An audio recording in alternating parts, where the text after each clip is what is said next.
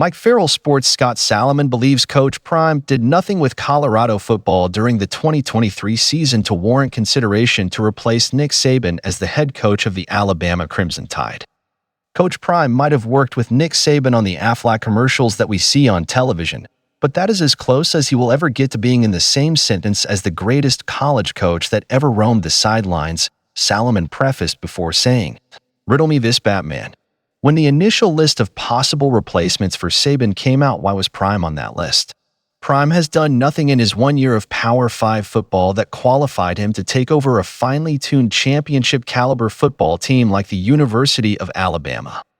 Salomon is 100% right here. Had the feel-good vibes of the first 3 weeks, with a brief return in Week 6, stayed for the entire season, there'd be justification to hand the keys of Saban's program, not Dodge Charger. Good guess, though. But with Coach Prime unable to navigate his figured-out coaching staff out of CU's disastrous 6-game losing streak to end the season, Alabama fans would have vocally, and likely vehemently, rejected the hiring. Colorado football head coach Deion Sanders linked to Alabama by Stephen A. Smith, few others. Stephen A. Smith, who's plugged into the NBA and has inside sources and clearly watches the game, and maybe doesn't have that same level of attention to detail with college football, was one of the notable talking heads to link Deion Sanders to the University of Alabama's opening.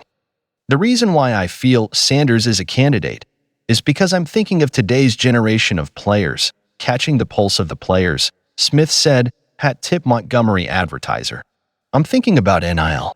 I'm thinking about the transfer portal, which are obviously things that Nick Saban had some degree of a problem with. And then I'm thinking about Deion Sanders. He's got the top-ranked transfer class right now.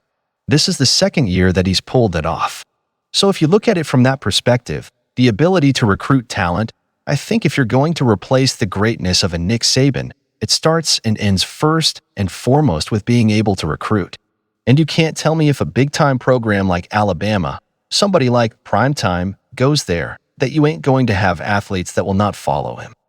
Kalen DeBoer ended up as the Tide's new coach. Don't believe anyone who said the Colorado football head coach was ever in the running.